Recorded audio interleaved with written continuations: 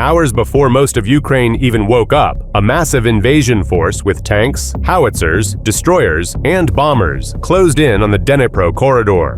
Analysts said this was the type of assault that breaks nations in a single blow. And yet, by 6:30 a.m., burning wreckage lit the horizon, and a captured officer sat in Ukrainian hands with the enemy's next 48 hours of plans sitting on his encrypted tablet. How do we get from overwhelming power to total collapse in under 2 hours? That's the story you're about to see. Before we move on, please take a moment to subscribe to the channel and like the video.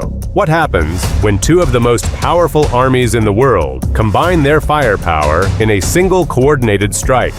That question had an answer at 4:37 in the morning, when the first synchronized salvos cut through the stillness over Ukraine. At that exact moment, Russian and Chinese forces launched an offensive that looked designed to overwhelm in hours, not days.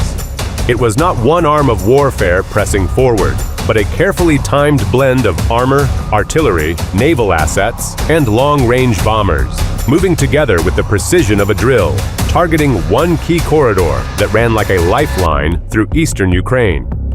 The attack didn't begin with scattered shots. It opened with the rumble of 60 T-14 Armata tanks, the pride of Russia's armored forces, engineered with advanced active protection systems and automated turrets. Behind them, 40 Koalitsia SV, self-propelled howitzers moved into position, their long-barreled guns capable of raining fire at 40 kilometers. Reinforcing them were 600 Wagner-linked infantry, packed inside BMP-3 fighting vehicles, ready to dismount and secure territory once the armor tore open a breach. This was the land arm of the assault, heavy enough to break through most fortified belts if opposition appeared unprepared. At the same instant, naval activity crackled on Ukrainian radar screens. A Chinese Type 055 destroyer, a ship designed with more firepower than most regional fleets, launched YJ-18B cruise missiles at inland targets. Overhead, 4 H-6N bombers, each able to carry long-range air-to-surface missiles, swept across the skies in formation. From the Black Sea, 400 naval infantry closed on landing points along the coast, piggybacking on the missile strikes designed to punch holes through defensive grids. Every axis of attack was represented. No single branch of Ukraine's military could have absorbed such pressure on its own.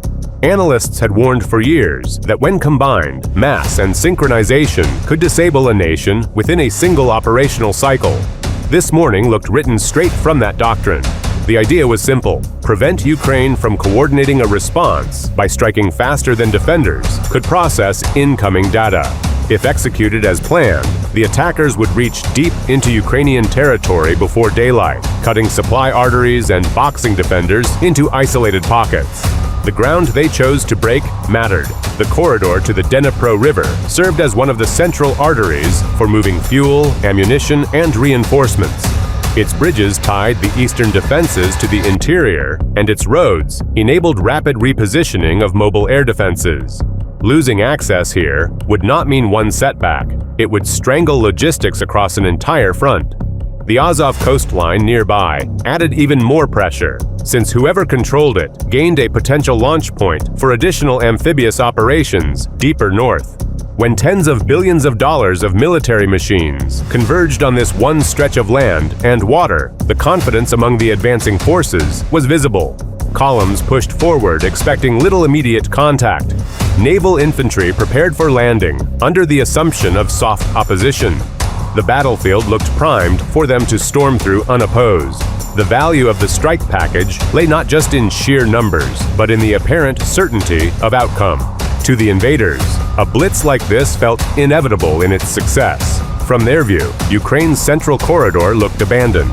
Radar coverage on the coastline appeared hollow, and troop concentrations nowhere visible. The stage seemed designed for them to march straight across a bare field to secure their prize before dawn even broke. The suspense built with each advancing minute. How could any defending force withstand tanks, artillery, bombers, and amphibious troops pressing in at once, backed by a destroyer offshore? By all appearances, the answer was simple: they couldn't. Except what looked undefended was never vulnerable at all. Why would Ukraine leave its coastline and vital corridor seemingly undefended? at the very moment when tanks, artillery, and amphibious forces were surging toward them. To the advancing armies, it looked like a collapse before the first shot was fired. Radar stations stayed dark, frontline batteries remained silent, and troop formations that might have slowed the attack were nowhere in sight. Everything pointed to weakness. In reality, every blank space was mapped, every blind spot deliberate. Ukraine had not abandoned its defenses. It had buried them in silence, waiting for the enemy to walk straight into a killing ground engineered weeks earlier. The deception worked the way it had to. As the assault rolled forward, Russian mine-clearing vehicles led the spearhead.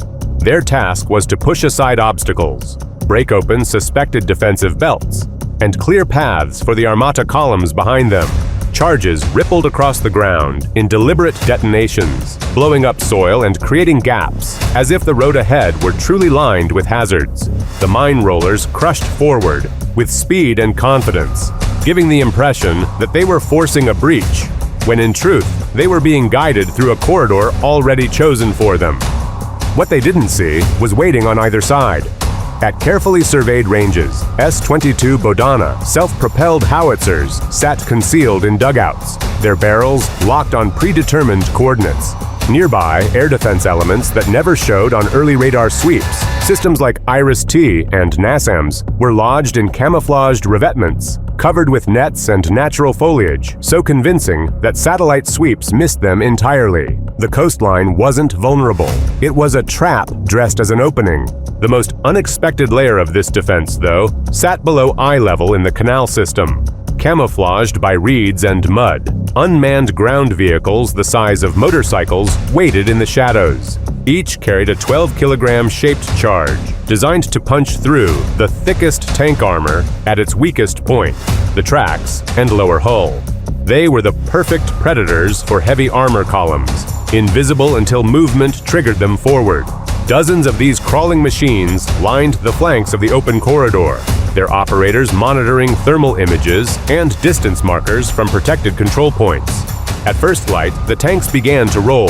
60 Armata machines moved in near-perfect formation, their turrets swiveling cautiously as if expecting resistance.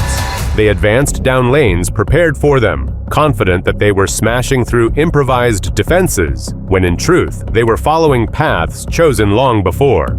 Every meter they covered brought them deeper into overlapping arcs of artillery, drones, and missiles. Then, the ground erupted, not with shells from afar, but with low metallic shadows darting at track level.